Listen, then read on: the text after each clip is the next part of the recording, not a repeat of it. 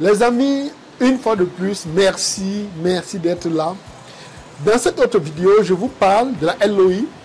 Et je rappelle que nous sommes dans notre rubrique PNC qui veut dire Premium Negoce Channel, où j'ai décidé de faire des vidéos assez secrètes et personnelles pour vous. Aujourd'hui, ou bien dans cette vidéo, je vais vous parler de qui émet et quand émet-on une LOI. Parce que c'est des choses extrêmement importantes à savoir.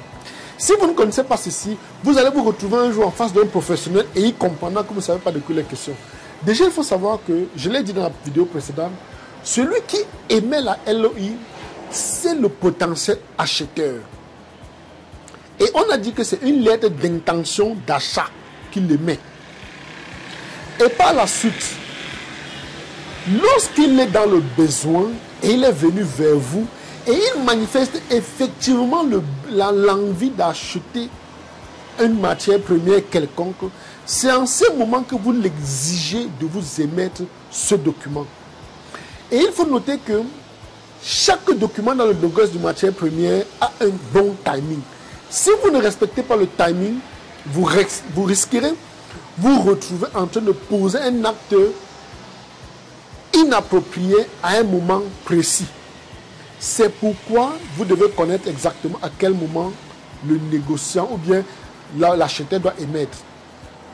Il faut savoir que lorsqu'il vous contacte, il va vous, bien évidemment, l'acheteur bien évidemment, va vous demander un certain nombre de choses. Il va vous poser un certain nombre de questions. Et dans vos échanges, vous allez déjà sans doute vous dire, il veut vous dire, je veux tel produit, je veux telle quantité, pour tel port, et voici les caractéristiques de ce que je veux. Vous avez déjà discuté les pourtours du produit et les éventuels prix, les éventuelles méthodes d'achat, les méthodes de transfert et de transport.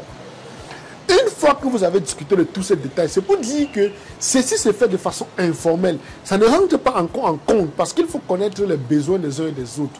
Dès que vous avez fini d'avoir ces éléments, c'est en ce moment que vous demandez maintenant à l'acheteur de vous émettre une LOI. Maintenant, il y a une nuance.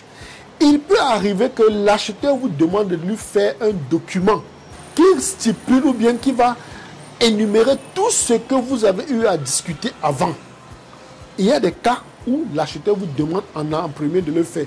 Mais ne lui donnez pas cette occasion parce que si vous commencez déjà par obéir à ses exigences, vous serez comme pris au piège.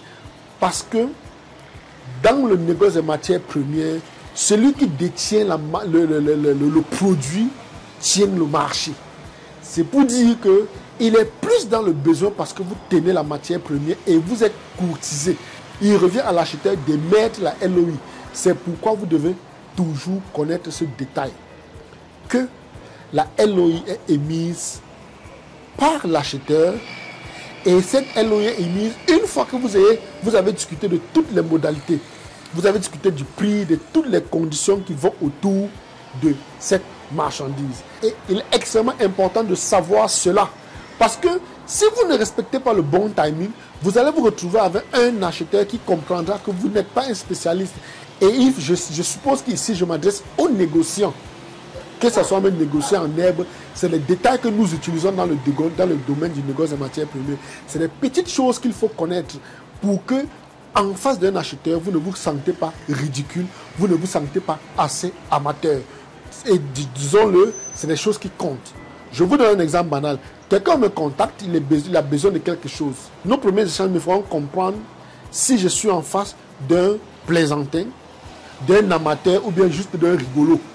Et vous comprenez que parfois vous pouvez avoir en face de vous un acheteur véritable ou bien un acheteur peut se présenter et rien que sa manière d'échanger avec vous fait comprendre que ça c'est un amateur ou bien c'est un plaisantin ou bien c'est quelqu'un qui est là pour perdre votre temps. Et dans le domaine dans lequel nous sommes, le temps est la chose la plus précieuse. Est la chose la plus précieuse, je vous l'ai dit. Donc, pour dire en fait que on ne joue pas avec notre temps, on n'a pas le temps à perdre. Les choses vont si vite que si un client arrive vers vous, vous rendez compte qu'il est en train de perdre votre temps ou bien il est en train de vouloir vous tourner en bourrique, vous le mettez carrément de côté. Et c'est comme ça que beaucoup le font. Vous également, en tant que négociant, quand vous serez en face des gens, il y a des acheteurs potentiels que quelques échanges entre vous, avec vous, lui feront savoir s'il a affaire à un négociant, à un plaisantin ou à quelqu'un qui veut juste perdre son temps. C'est pourquoi vous devez connaître ce genre de petits détails. Connaissant ceci, ça vous fera gagner en un temps fou et ça vous fera travailler votre positionnement et les gens avec lesquels vous allez travailler sauront qu'ils ont affaire à quelqu'un qui s'y connaît véritablement. Donc ceci, c'était une petite capsule pour vous faire comprendre à quel moment et qui doit émettre la LOI. J'espère que vous avez aimé. Merci d'être là. Merci de parler autour de vous de ceci. Si vous aimez, merci infiniment. Je vous aime. Rendez-vous dans une autre vidéo. Je vous aime. Alafia. À bientôt.